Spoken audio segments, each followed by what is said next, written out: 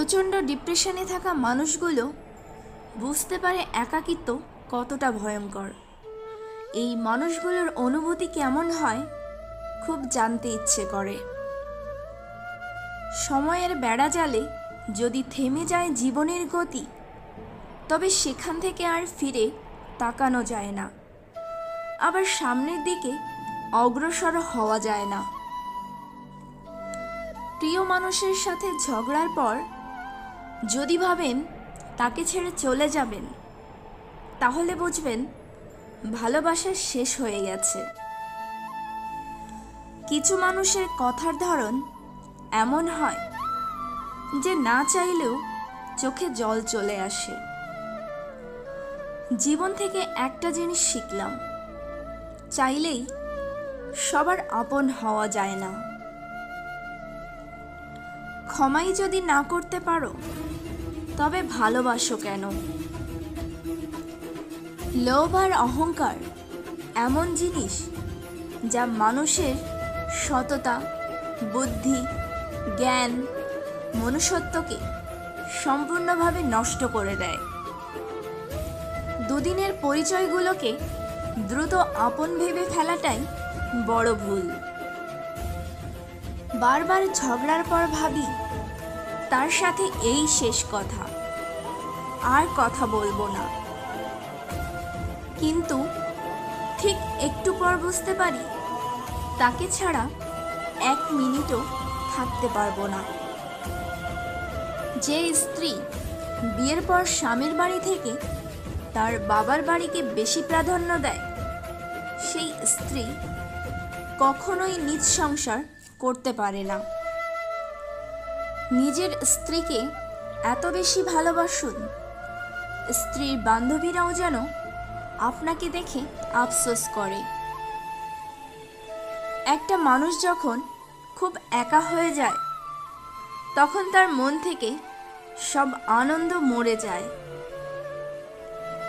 মানুষ সেই লড়াইতে কখনো জিততে পারে না যদি শত্রুতার আপনজন হয়। ভালোবাসলেই ভালোবাসা পাবে, এটা ভাবা ভুল।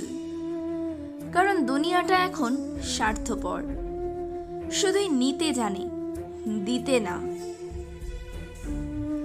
বুঝলে প্রিয়, সব জিনিস কেঁদে পাওয়া যায় না। কিছু জিনিস হাসি মুখে ছেড়েও দিতে হয়। যে সম্পর্কে সারাক্ষণ ঝগড়া হয়, সেগুলোই সত্যিকারের ভালোবাসা। কেউ কাউকে বুঝতে চায় না, দুজন দুজনের সাথে সারাক্ষণ ঝগড়া করে, সন্দেহ করে, কারণ কেউ কাউকে কখনো হারাতে চায় না। একদিন এক জোকারকে প্রশ্ন করলাম, মুখোশ কেন পরেন?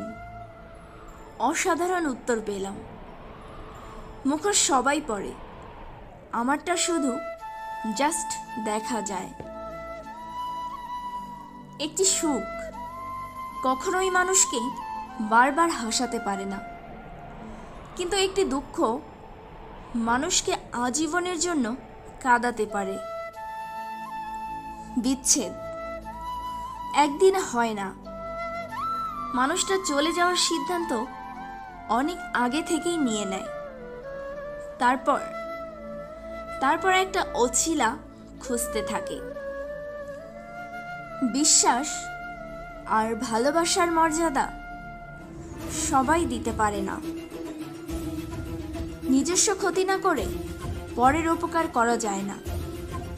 এর বড় উদাহরণ হলো রুল পেন্সিলের দাগ মুছতে গিয়ে রাবার নিজেকেই শেষ করে ফেলে। রাগ সবার উপর করা যায় না, রাগ করতে অধিকার লাগে। যাকে বেশি আপন ভাবা হয়, যার উপর বেশি অধিকার, কেবল তার উপরই রাগ করা যায়। লক্ষ্য পূরণের পথে দুটি জিনিস অবশ্যই আসবে। প্রথমটি বাধা, আর দ্বিতীয়টি বদনাম।